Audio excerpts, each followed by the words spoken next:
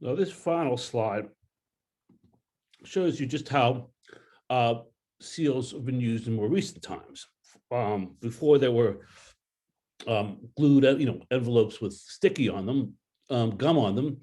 What people would do is they'd pour wax over the envelope and then they'd put a seal impression on it, which identified who they were.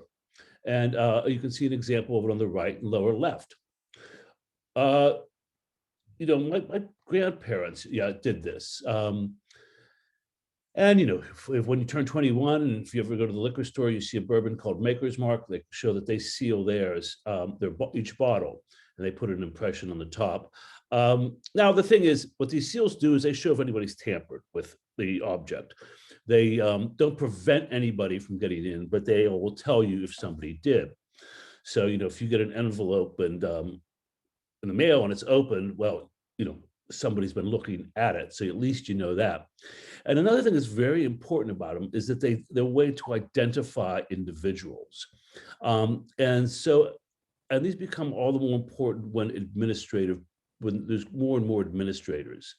And we'll see paintings where people wear necklaces and bracelets that have seals on them.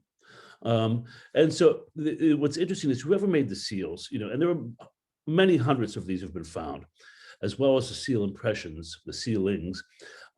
They all had to be somewhat different so everybody could recognize them.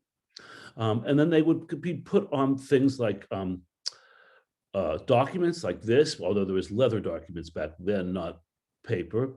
You could put them around a jar, say, of wine, and cover the lid of the jar with a cloth, and then tie a rope around it or a string, and tie a knot, and then put the wax on top of it, and then press the wax.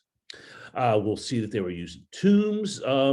In Egyptian world, you perhaps the expression from the Bible of at a celebratory moment they say, "Go to the granary and break the seals."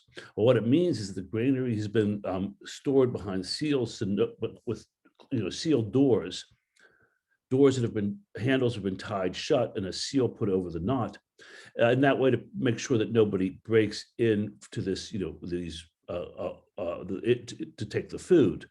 And so it's a sign of celebration when you break the seal. So keep these in mind because we'll be talking a lot about these as we go through the semester.